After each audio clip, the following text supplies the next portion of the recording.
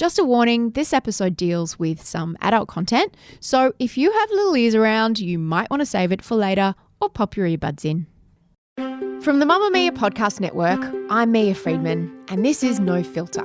Real stories you won't be able to stop listening to. It's every kid's dream not to have to go to school, and Tara Westover lived that dream for the first 16 years of her life, but it wasn't actually her choice. Tara was raised by fundamentalist Mormon parents who had some pretty radical beliefs. They were survivalists, actively planning for the end of the world, stockpiling guns and food, making their own medicine, and cutting themselves off from every aspect of everyday life, including schools and even doctors, who they believed were evil and corrupt. Tara and her 6 brothers and sisters grew up on a farm in rural Idaho where her dad had a junkyard full of scrap metal, and all the children were forced to work there doing wildly dangerous things each day instead of going to school. It's not like they were homeschooled, they just weren't schooled. For her entire childhood, Tara had no friends, had never been to anyone else's house, and knew virtually nobody outside her immediate family. She didn't step foot into a classroom until she was 16 years old. She'd never heard of Michael Jackson or the Holocaust. Today, she's a Doctor of History at Cambridge University, and how she got from there to here is a cracking story that she's written in a best-selling memoir called Educated. She came into Mamma Mia when she was in Australia recently, and we sat down to talk. Here's Tara Westover. I want to take you back to 1999, New Year's Eve. Right. Some people listening to this will not be aware of the significance of that date and what everyone thought might befall the world on that day. Where were you, and how did your family spend New Year's Eve in 1999?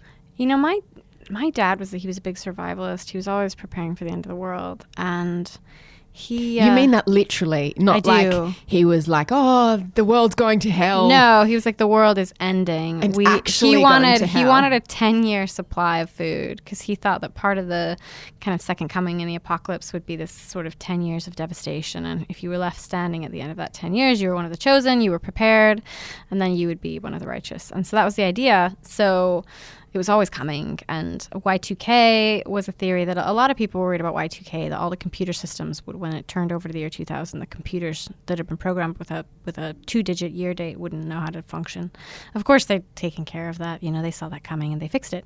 But my dad was convinced that was going to be the end. And, you know, that's what I read about in the book is Y2K. But, I mean, it was kind of every couple of years my dad found a date and thought that the world was going to end for my whole childhood, really. But that night... Was that scary? You'd think so. In a way, no. In a lot of ways, no, because we were so prepared. You know, I mean, we had a lot of food. We had everything that we needed. We had water. We had fuel. In a lot of ways, you know, my family lived in this tiny town, and we were radical. We were extreme. I'd never had any friends who went to school, you know, mainstream friends. I didn't have any. The kids that I saw at church on Sunday, I'd never been to their houses, and they'd never been to mine. So we lived in this very, you know, we were that kind of weird family, that weird homeschool family. And this was going to be a reversal of that. You know, when the world ended, we were going to suddenly be the people who people looked up to because we would have food, we would have everything we needed. So there was a kind of way in which I anticipated it almost with eagerness, I think, for most of my life.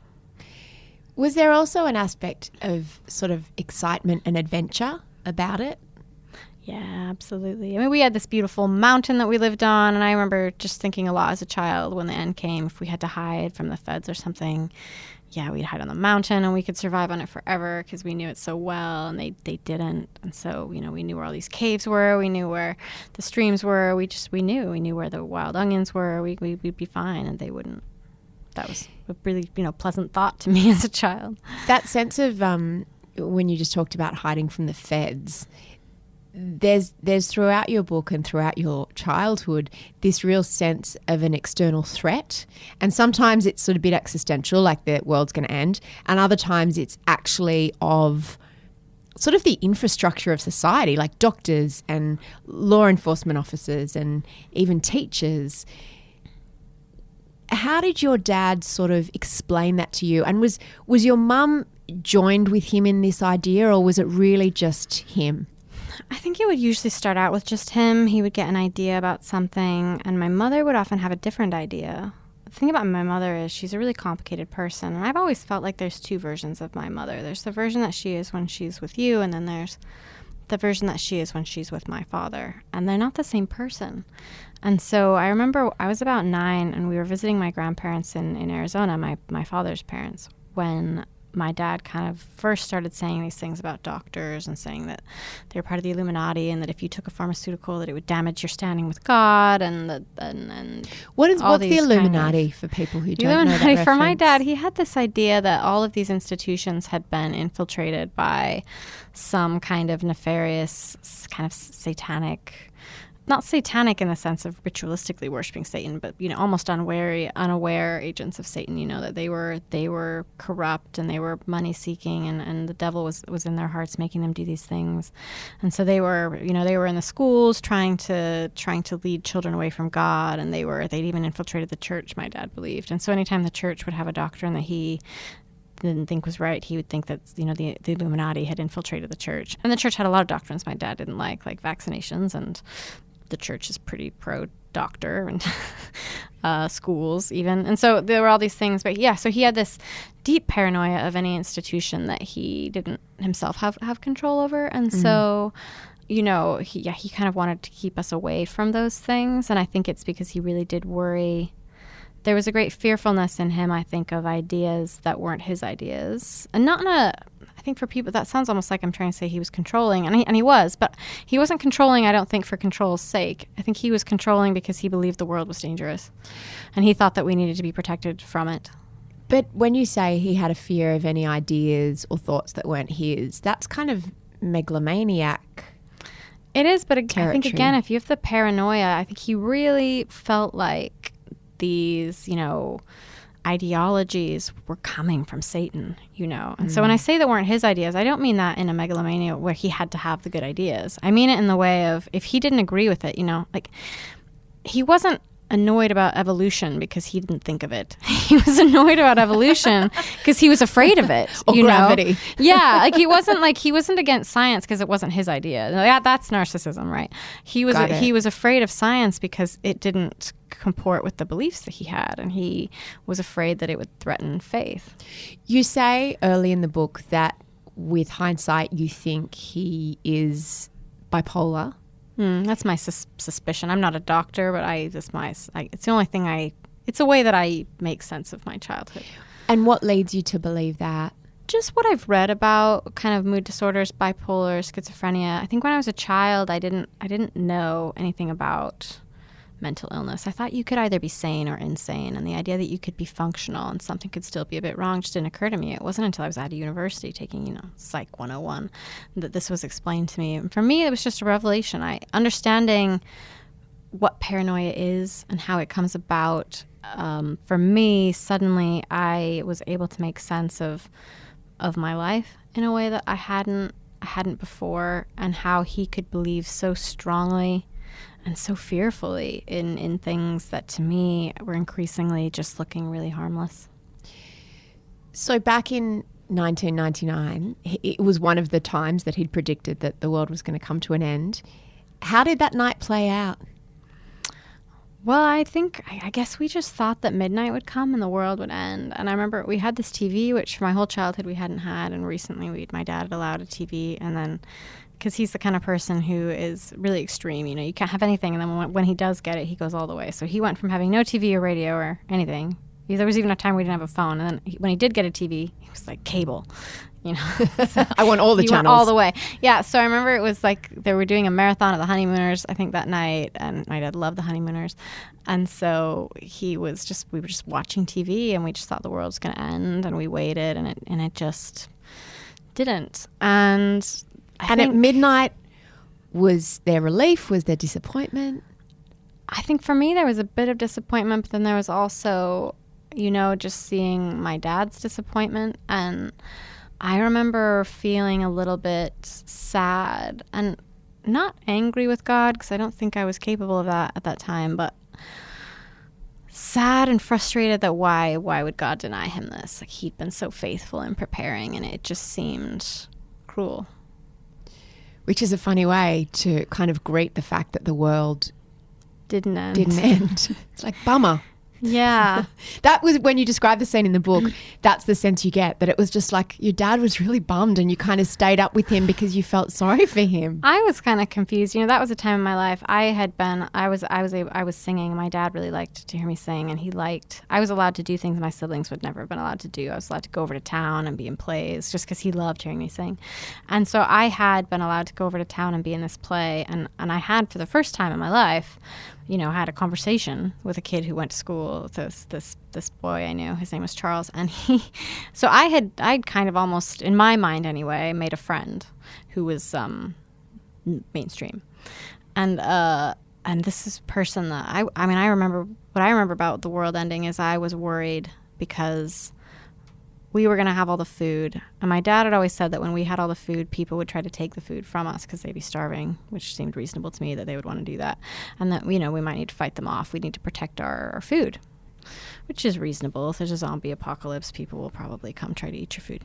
Or a normal apocalypse. And any kind of apocalypse, apocalypse, people are going to want to take your people. food. So, you know, we had, you know, in true American fashion, we had all of our guns. We were ready for that. And we'd bought some new guns, some big ones. And I just remember that all had made sense to me, and I was really comfortable with that as a scenario until I had met this one person. And that was the first time that in my imagination of having people come to our house trying to take our food, that there was a face on that person. And I suddenly, it was hard to imagine how that would really play out. And I still had a huge part of me that wanted the apocalypse to happen because we were so prepared, and Dad wanted it, and we had everything we needed, and that sense of adventure and all those childhood kind of fantasies about it. And then I had also this other part of me that was starting to engage with the mainstream in this incredibly small way. Like I said, I thought we were friends. You know, I'm sure he was like, I talked to that girl one time, but you know, I thought we were friends. And so for me, it was complicated, and I didn't know what I wanted to happen. You were brought up within what you describe as an extreme form of Mormonism. Can you explain what the basic principle of being Mormon is, and then how extreme your version was? Yeah, I tend to really de-emphasize the Mormon. Everyone likes to talk about the Mormonism, I think. To me, it's the least relevant factor. I call my dad a survivalist. I call him a radical survivalist. I call him all kinds of things like that because I think he just had radical beliefs. But I don't think that they were particularly Mormon beliefs. He had been raised mainstream Mormon, but there wasn't really... I mean, Mormonism was a huge part of my childhood, but not really the typical kind of Mormonism. And everyone in my town was Mormon, but they all went to school. They all went to the doctor. They all had birth certificates. They lived a pretty mainstream life. They were just Mormon. Whereas my dad, again, I think the mental illness just comes into it. And it's long been my view that whatever was going on with him mentally, you know, whatever mood disorder he had, and that, you know, my speculation about that, I think that the mood disorder probably caused the religious extremism and not the other way around. I think the extremism was just a vehicle. My dad was fanatical about everything in his life. You know, it wasn't just religion. I think that was just one. It was just it became a vehicle for all the other forms of extremism that he had. He would justify it in religious terms, but there was nothing, the church, it wasn't coming from the church. It was coming from his brain. How did it impact upon you as a girl and then a young woman in terms of his views and the rules that he mandated the women and girls in his house follow? Well, I think I grew up in a very gendered household. Mormonism itself is quite gendered, but my dad, by which I mean they have quite strong ideas about gender and about the differences between men and women and the roles that they're supposed to play. My dad definitely took that further. You know, he was a bit obsessed with modesty, and he did not think women should work outside the home. And he had a hard time when my brother made a decision to go to college, but it was nothing compared to how hard it was for him when I decided to go. So I think there were definitely some serious gender implications and really strong ideas about gender in my family. I think when I was growing up, it just would never have occurred to me that I wouldn't live the same life as every other woman I knew, as the life that my dad. You know, it was just assumed I would get married when I was 18, 19, kind of at the outer edge, and I would get a house on the farm somewhere, and I would just have kids, and I would probably have them at home. I would definitely have them at home, definitely not in a hospital. My mother would deliver them because she'd become a midwife. And not a midwife in the sense that she went and got a medical degree, of course, because we don't believe in doctors. So she just kind of started doing it. And your dad didn't believe in women working outside the home until she started to earn money. Well, I don't think he wouldn't have considered it working outside the home. This is where people have, he thought that the medical establishment was a part of this conspiracy. So he needed us to be independent of that. And so in order for us to be independent of that, we owned a junkyard, and it was a really dangerous place. We got injured all the time. There had to be a way for us to treat those injuries somehow. So he needed my mother to become a midwife so that when we had children and he had grandchildren, that they wouldn't have to go to the hospital because the hospital's evil. And then when we were injured, we needed to have a way to treat that. So I don't think he thought of it as her working outside the home, but it did become that, because once she became a midwife and once she started, selling herbs, then she was pretty much working. She's working inside the home, but she was working. I wanted to ask you a little bit more about that idea of the gendered household. Did you have to dress a certain way? Mormonism has kind of basic standards of modesty. You have to cover the shoulders. You should be covered above the knee. It's kind of the normal Mormon standard. My dad, as usual, took it further than that. And so I remember him telling me he thought ankles were, did not necessarily want to be seeing a lot of ankle. And there was a big fashion in the 90s. Those capri pants were a big thing in the 90s, and he wouldn't allow me to wear those. Yeah, he was really against those. And so and it was just a lot of, I think the idea, I just remember when I was 15, 16 years old feeling like I didn't understand how it could be done, because it seemed like I remember hearing him lecture once. We came home from church and he was complaining about something a woman had been wearing at church, because it had been this really loose-fitting blouse. And she leaned forward to pick up a hymn book, and he had gotten a view down her shirt. And he just wasn't going to let this go. And he was talking about it and how terrible it was. She was wearing this immodest. And I remember thinking, well, it's really loose. We're not allowed to wear tight clothing. So if it's tight, it's form-fitting, and that's suggestive, so we can't wear that. But if it's loose, and I just remember thinking, like, what is the right amount of tightness and looseness, and how do you move and do things and exist in the world and never have it be revealed that you have a shape? And how do you do that? But then you're also supposed to look nice. So if you came out looking frumpy, then that would also be commented upon. And I just remember feeling like there just was not a way to kind of exist or move through the world modestly. I just didn't know how to do that. So there were all these rules for you. How many sisters did you have? Just one sister. Just one sister. 5 brothers, 1 sister. So there were 2 girls and 5 boys in the family, and your mum. So in some ways he had different rules and expectations for his daughters and his wife versus his sons. But in other ways, in terms of the work you were expected to do in the junkyard, where how would you even describe what he did? Well, he sold scrap metal. He owned a junkyard. He sold scrap. You were expected to really muck in there. There was no sense of, oh, Tara's a girl, she can't do this. Like the things that he had you do, my jaw was on the floor as I was reading your book. Like things that were just so not dangerous for anyone, whether they were a man or a woman or a child, as you and your brothers were. Extraordinarily dangerous things. Did that make you sort of feel invincible, or did it make you feel scared? It's funny you say it, and I think, it's kind of strange that my sister and I were kind of allowed to work in the scrapyard. Like, it's kind of weird. I don't know what that was. I think some of that is just rural frontierness. I think the West, the Mountain West, frontier of the United States, had long ago, I think, dispensed with this nonsense that women are physically fragile.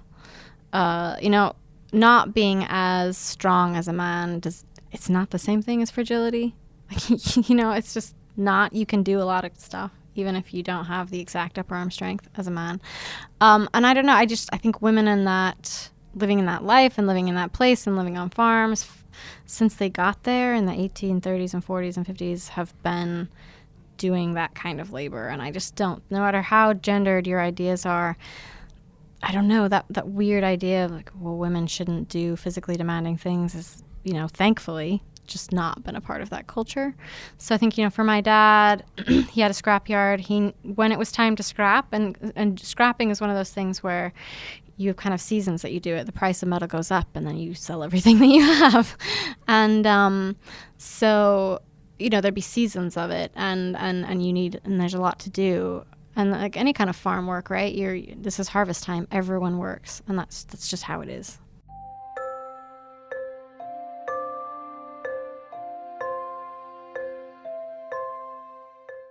You call the book Educated, but in fact, you weren't educated. Like, it's not like that you were homeschooled. You weren't really schooled. So did you call it Educated in terms of the education you laid out for yourself? I called it Educated.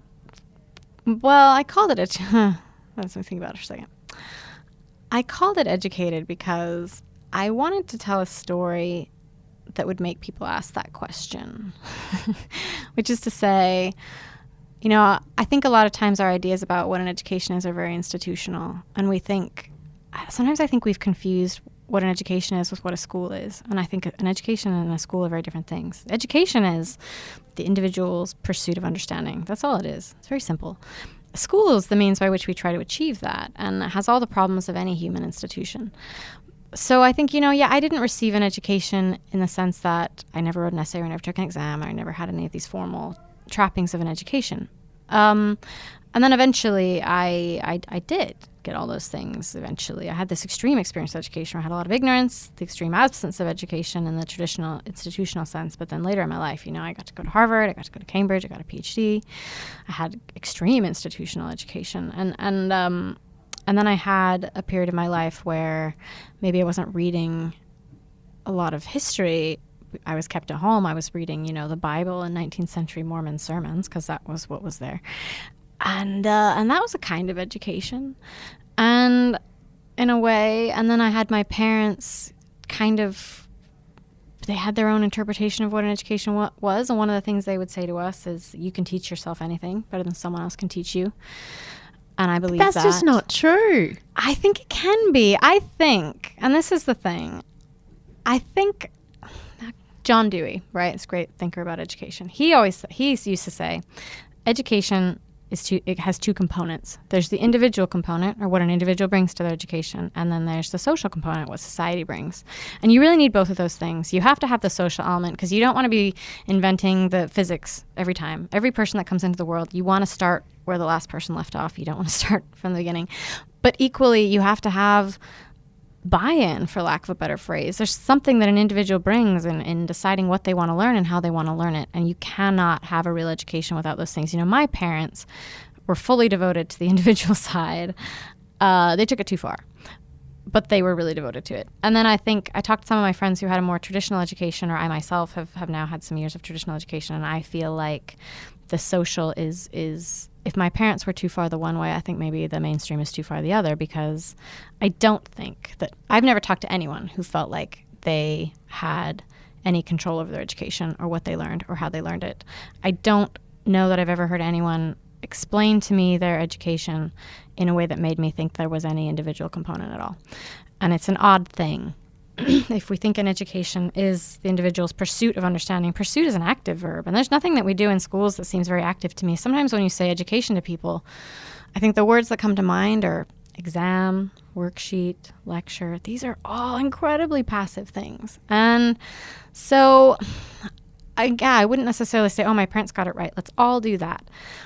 But I think that there was something. And in terms of that thing they taught me, you can teach yourself anything better than someone else can teach it to you. I really do believe that, but I believe it in the sense that if you want to learn it, you will find the people that you need to teach it to you, and you will be a lot more receptive and you will learn a lot faster than if you are waiting for someone to teach it to you. Writing is one of those things. Everyone says you can't teach writing.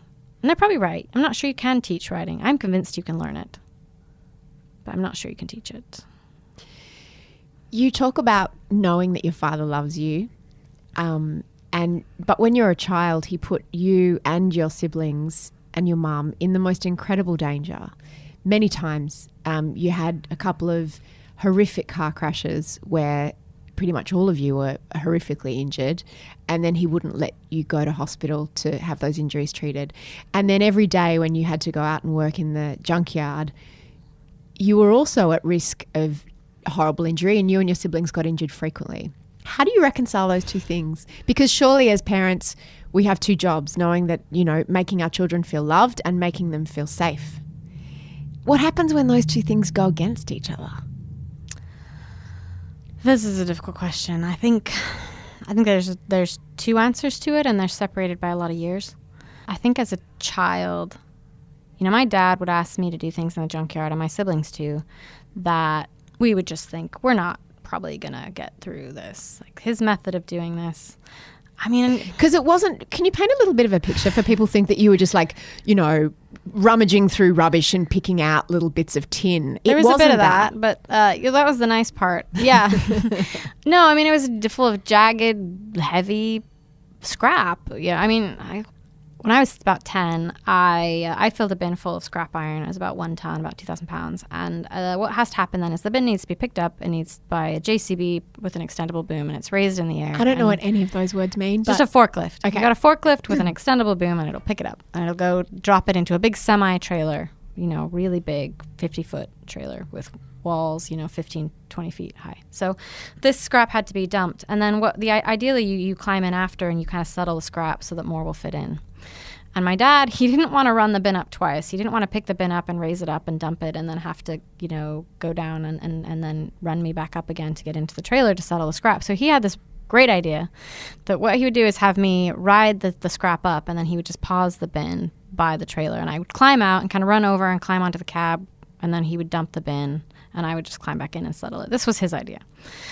Well, that wasn't such a great idea, because what happened when he picked up the bin and whipped it around is a giant spear of some kind of scrap just like went straight into my leg and just pinned me there, and I couldn't move. And then he'd raised the bin, and I was shouting at him, but it's a loud diesel engine. He couldn't hear me. And then he raised the bin and he dumped it, which if I'd gone forward with all the scrap, it would have just been like going through a meat grinder. I mean, you wouldn't. Oh my God. Yeah, it would be bad.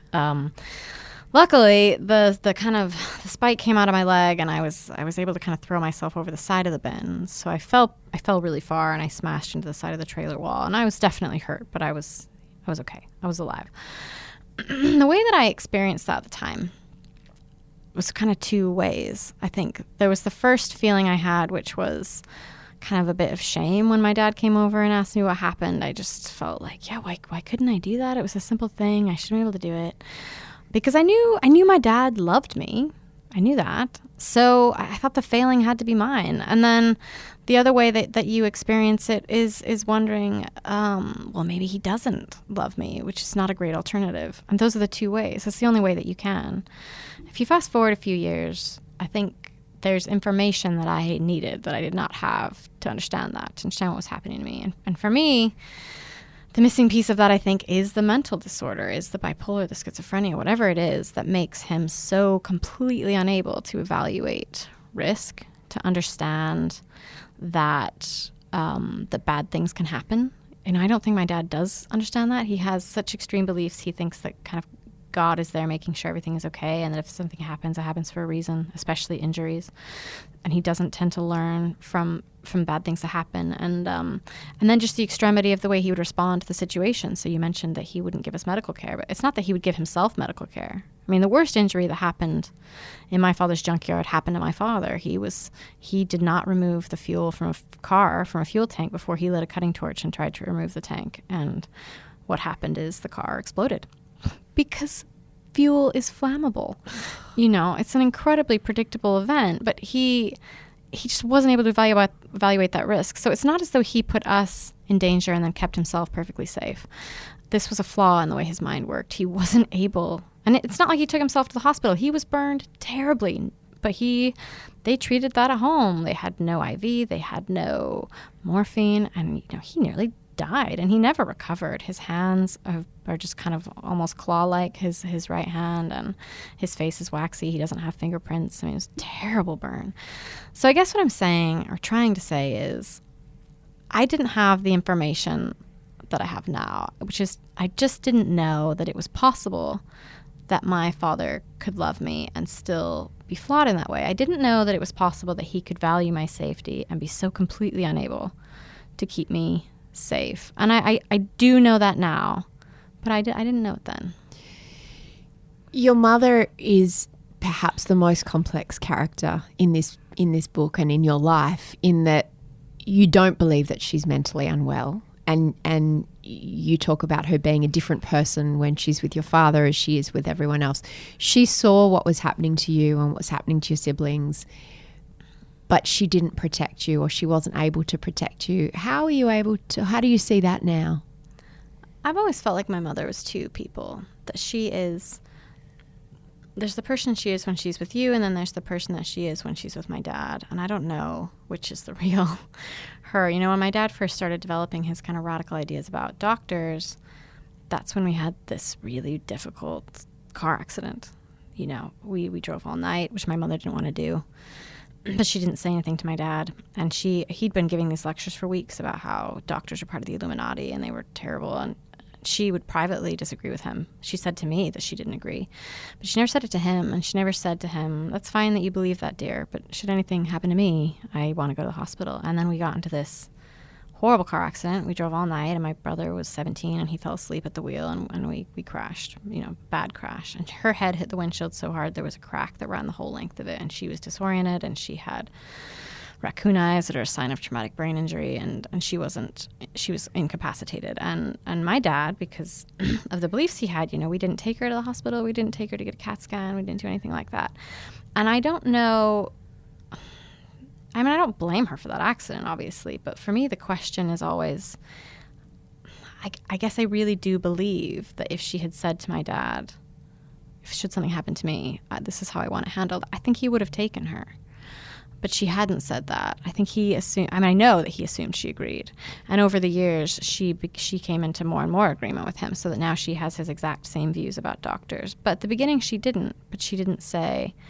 And I've always wondered about that car accident, if it had been one of us that was injured really badly and not her, what would she have done? Would she have insisted that we go to the hospital, or would she have continued to be passive and just let him decide not to treat it?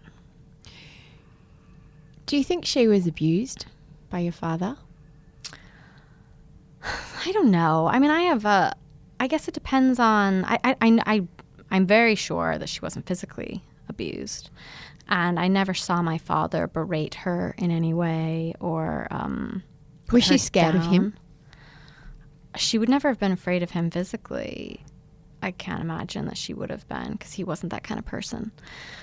But I think she was someone who was intimidated by him.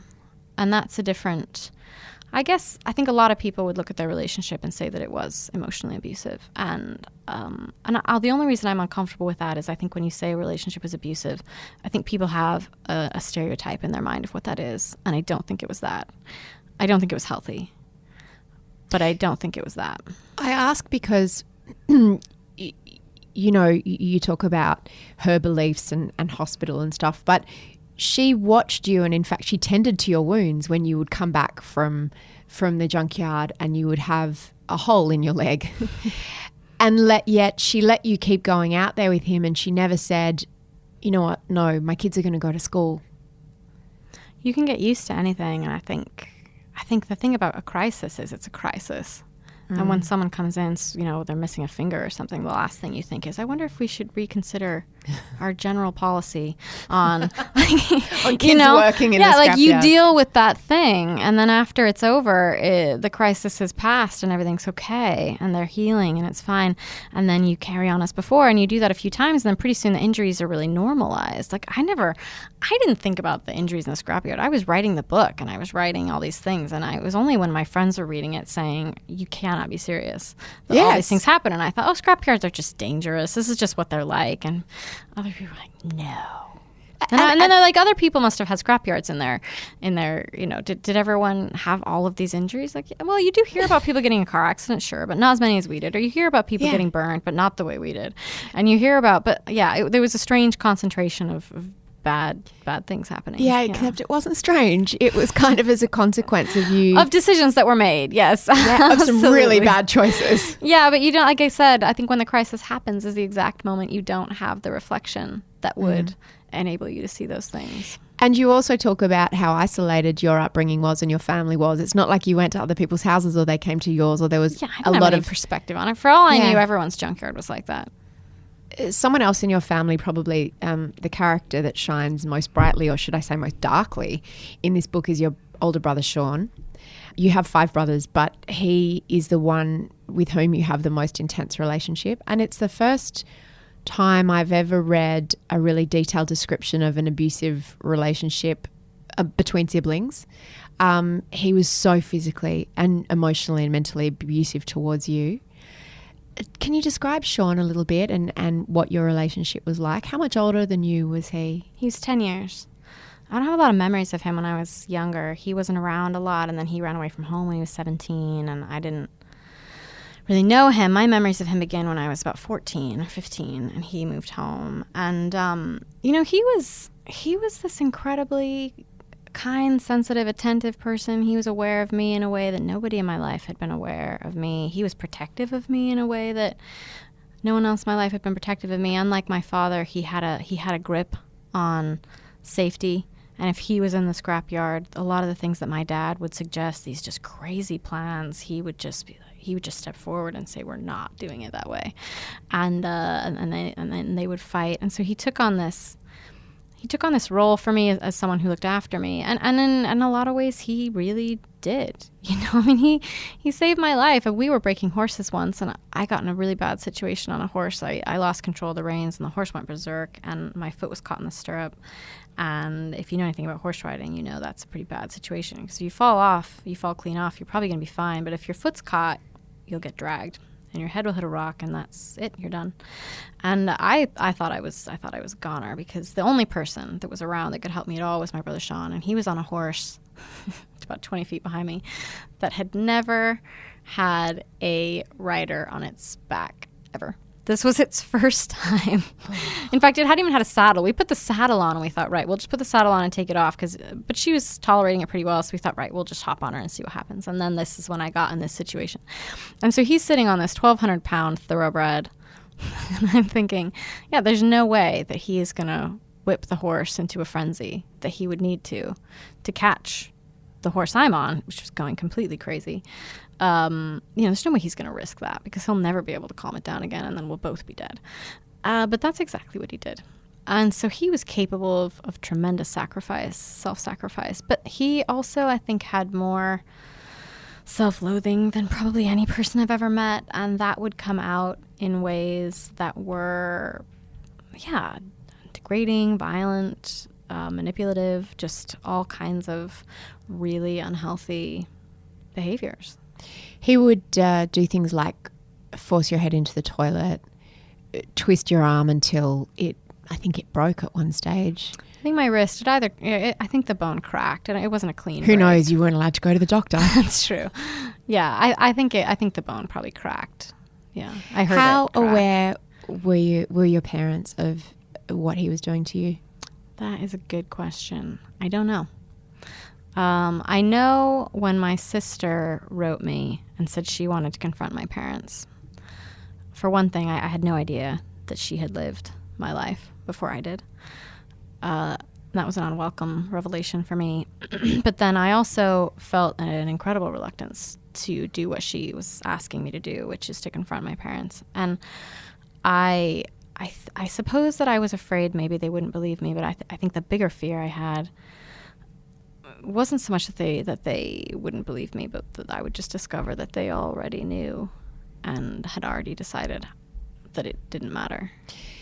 There was similar to so many abusers. He gaslit you in the sense that he kept telling you that it was just a joke, that you were just mucking around, and that worked quite well.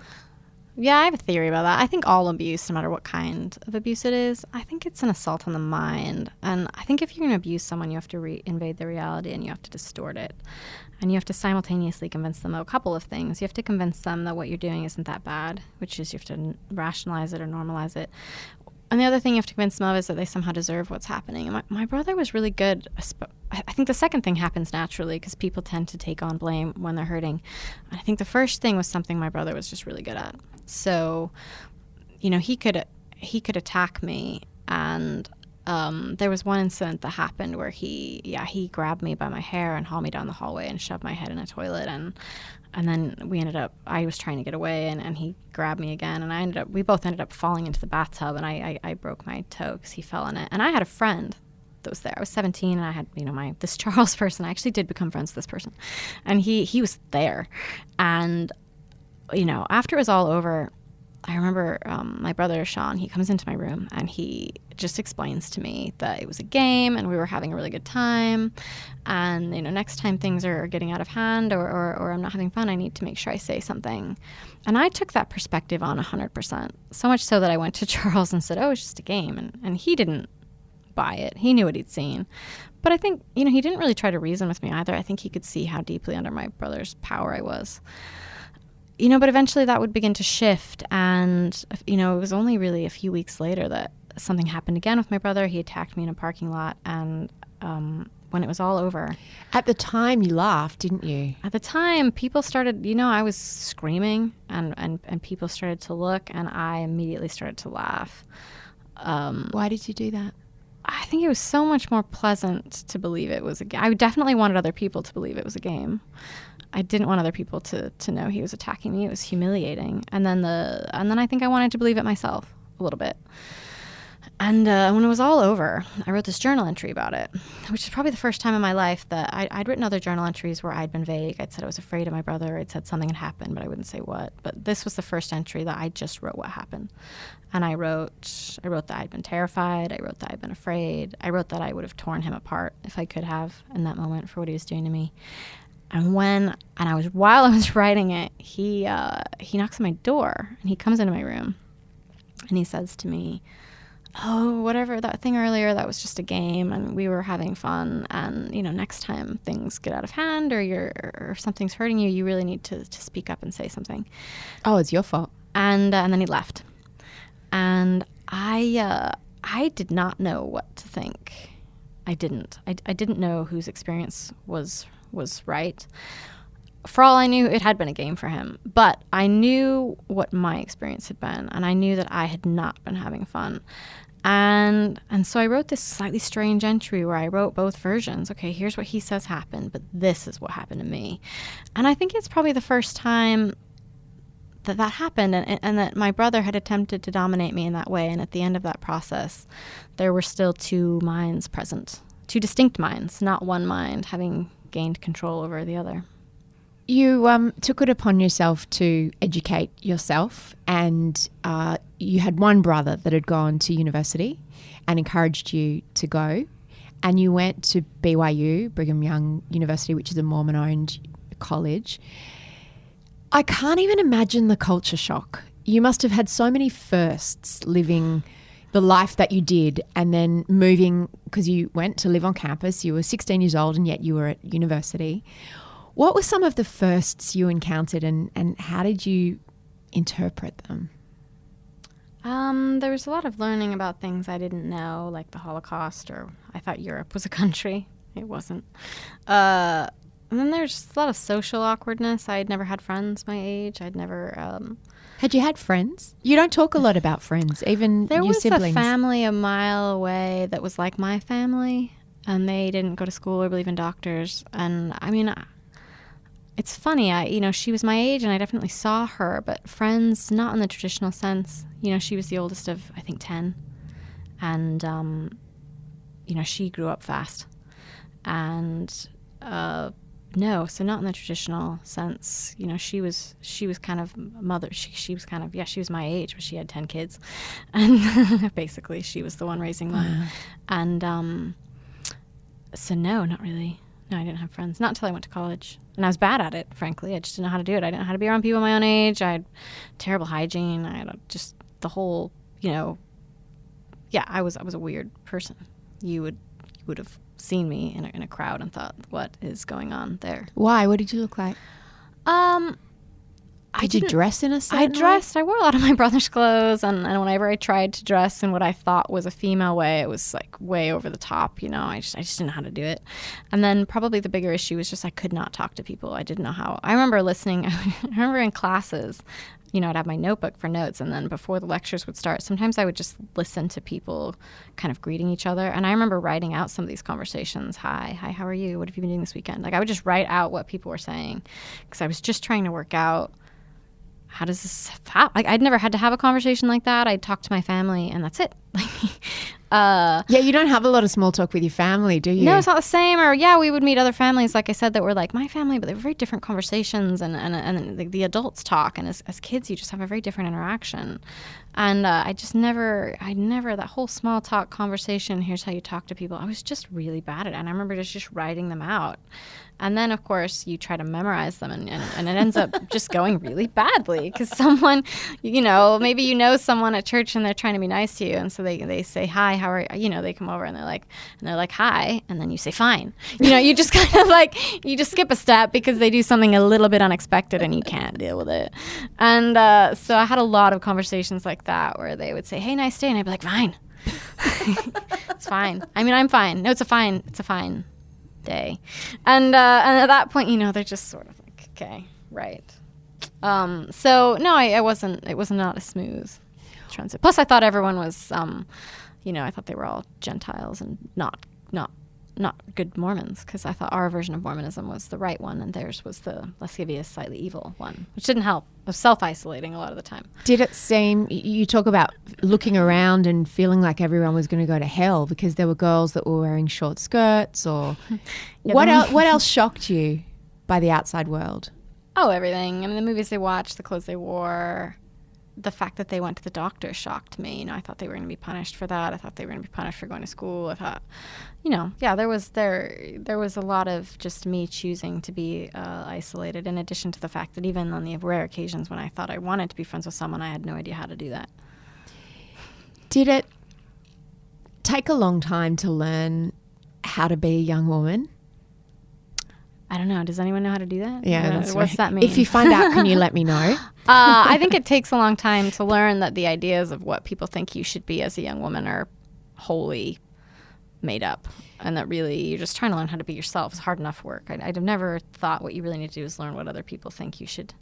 There was that wonderful quote the other day I read, and I wish I could remember the name of the writer, 'cause she's so great, but it was something like, the problem with gender expectations is that they tell you how you should be and not how you are.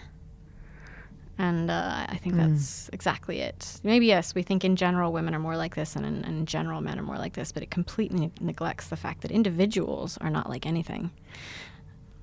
What about romantic relationships before marriage? What do you mean? You have to be more specific. Did you have sex in college? No. Of course not.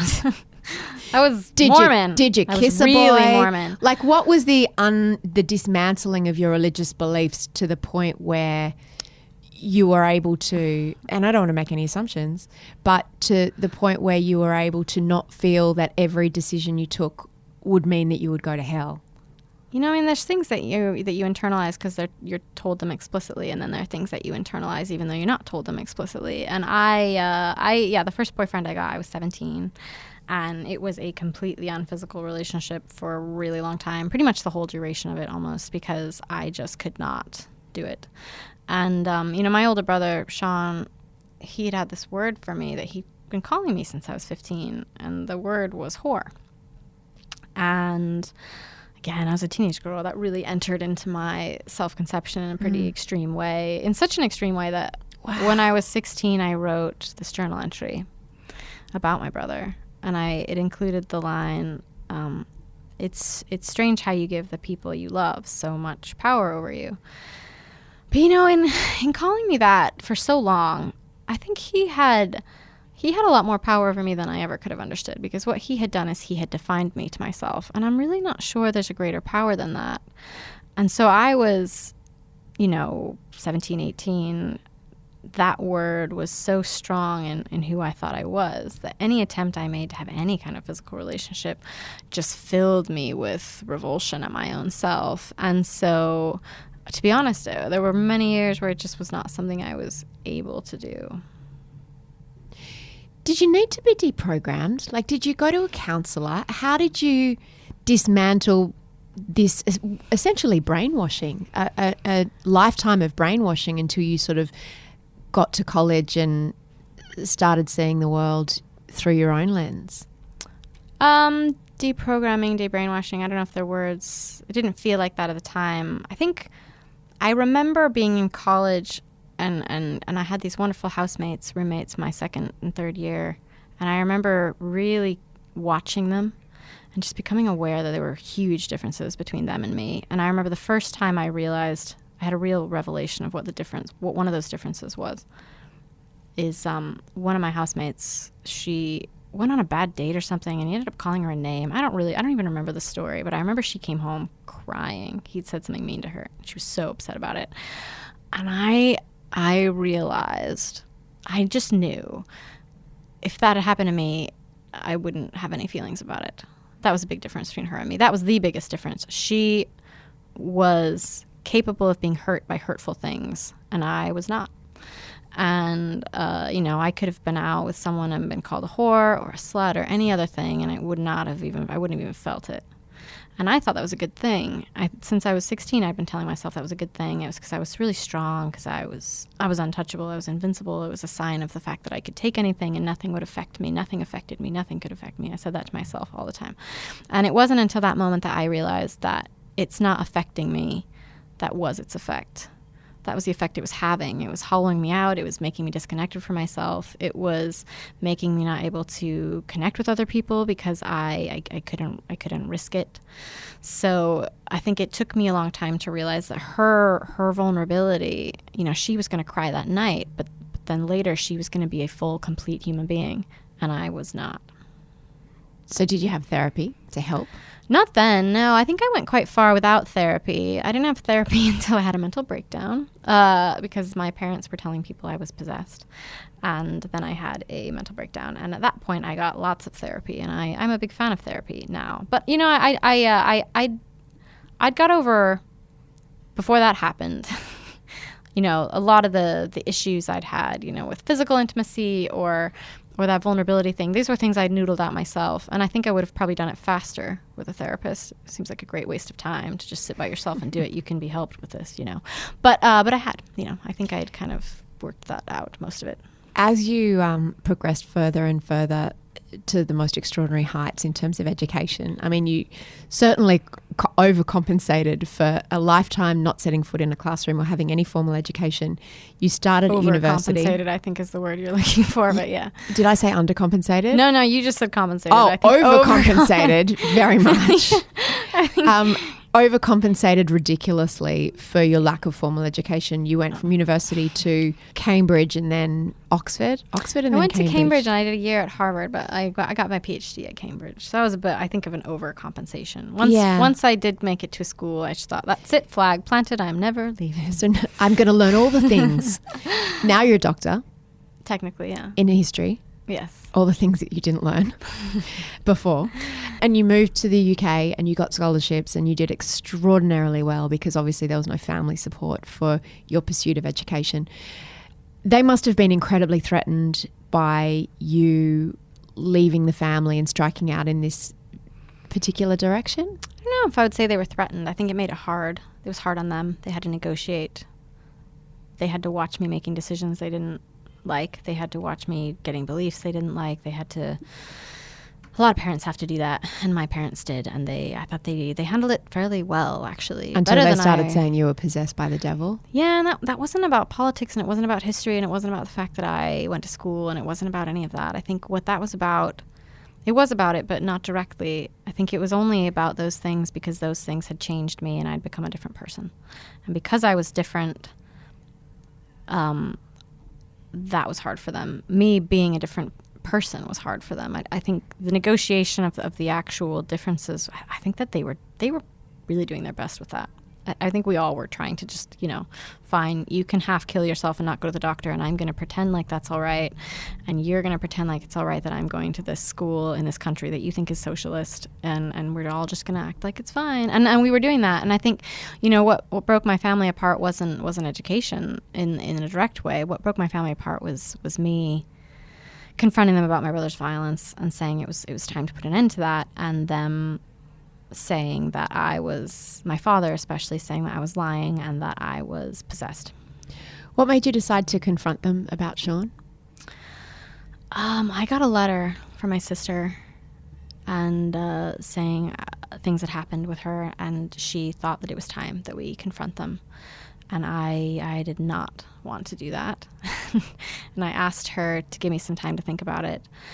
But I think she had been trying to convince my mother for some time to take it seriously. And I think when she got an email back from me basically saying, "You're right, these things have happened, but let's think." I think she felt this overwhelming need to just show it to my mother and say, "Look, I'm not crazy," and so she did.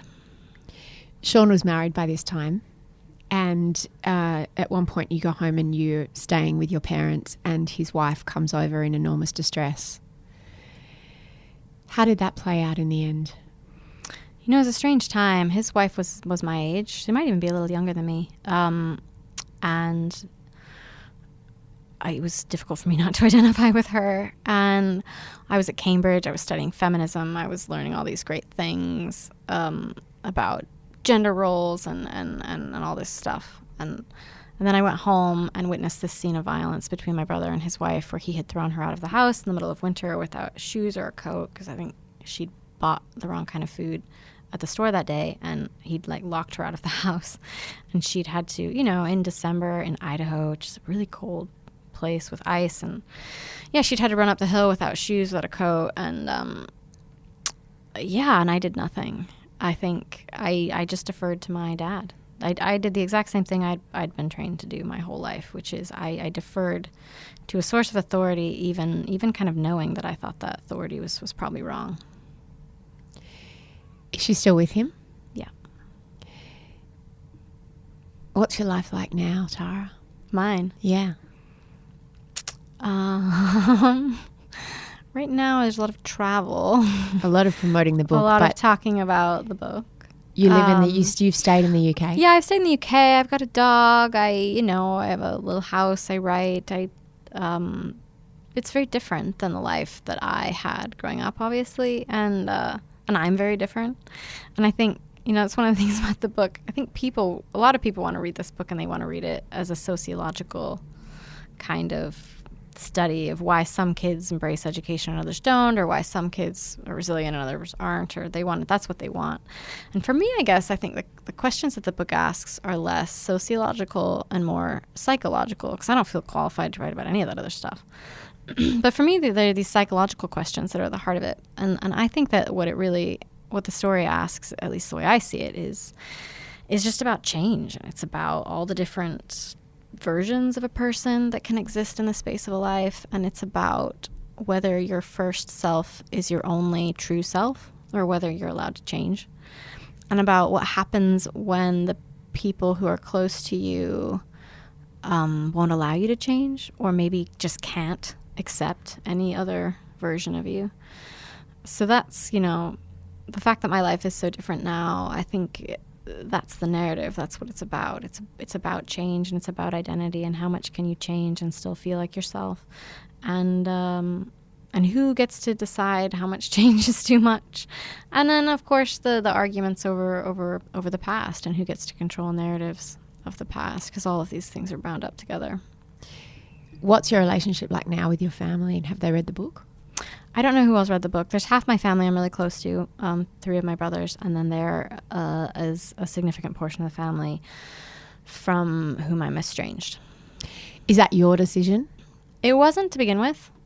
Initially when my parents said I was lying, they told my brother what I'd said about him, and he disowned me, and they supported that decision. So there was a good year of the disownment that was very much their choice, not mine. I call it phase one. Phase one was not my choice, and that lasted about 10 months. And then I was offered a way back into the family, and the way that was offered to me was that my father, very bizarrely, just came to Harvard, which is not. If there's 2 things my dad hates, it's travel and liberals. So for him and the 30s institutions. For him to come to Harvard was pretty extreme. Yeah. So he did, though. He came and he offered me this blessing, which I think would have been tantamount to an exorcism, where I could have accepted the blessing and then he would cast out this devil, and I could sort of say, well, everything that I'd said about my brother had really been this evil spirit, and I could just deny it all, and I could just have my family. And there was a period of several days where we were walking around, sightseeing in Boston. It's the weirdest thing. And I was just wrestling with that decision. And there was a period where I thought maybe that was a deal I could make.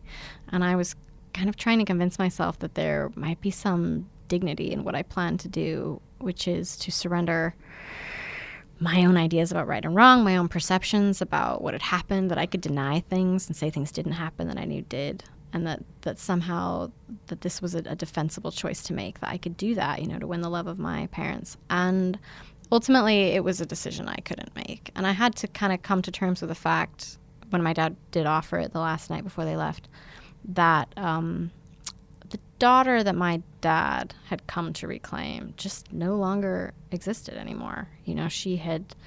She'd grown up and she'd read a bunch of books and she'd developed her own ideas about things and her own perspective on things. And, I was no longer in a position where someone could come along and say to me, oh, no, it'd been a game. You were having fun. And next time, make sure you speak out. I knew that wasn't going to work, and I knew what was happening to me.